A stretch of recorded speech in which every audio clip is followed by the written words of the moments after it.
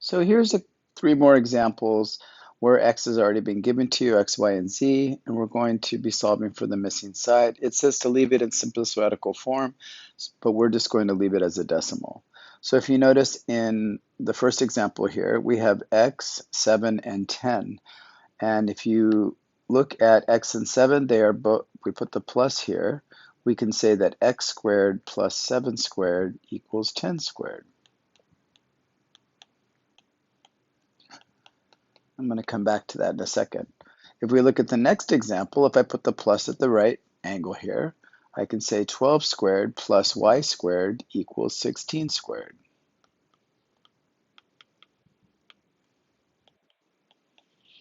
In the third example, if you put the plus here, you can say that 8 squared plus 14 squared equals z squared.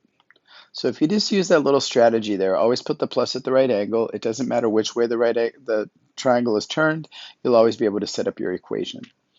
Everything gets squared. Now we just have to simplify. So for the first one, x squared equals 100 minus 49. And so x squared is going to be equal to 51. And this, again, I'm going to use my skills here. The square root of 49 is 7.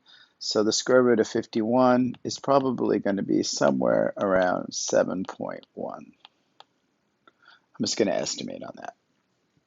For the second one, we get y squared is equal to 16 times 16. So if we don't know our squares, you can use a calculator, but that's 256. And 12 squared is 144.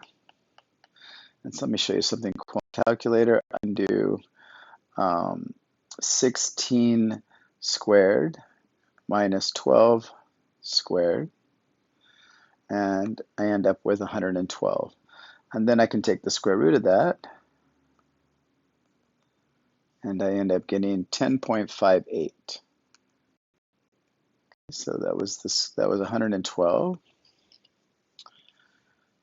So we get y is equal to the square root of 112,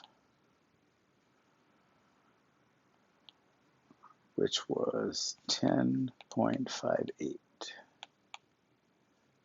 If you don't have a calculator at home, I have a free app for the one I'm using here on my iPad, and I also have one that you can put on your laptop. So just check in the comments section, or just send me a message and I'll send you the link for the free calculator. The last example, we're just looking for the hypotenuse. So 8 times 8 is 64. And again, 14 times 14, if you don't know that, it's 196. And that's equal to z squared. So again, we're going to use our calculator. So we had, actually I forgot my numbers here. What do we have? We had 8 squared plus 14 squared. So 8 squared plus 14 squared equals 260. And if we take the square root of that, we end up getting 16.1. Okay, so 260. Wait for this to come back. It's equal to z. And so z came out to be, what was that number again? Something 0.1. Let me go back and look. My brain isn't working. 16.1. So 16.1. Wait for the iPad to catch up with me. All right, so that's Pythagorean theorem. So in the next section, we're going to talk about some special cases where the Pythagorean theorem is not necessarily needed. We have a special case. In this case, we're looking at what's called the 30, 60, 90 triangle.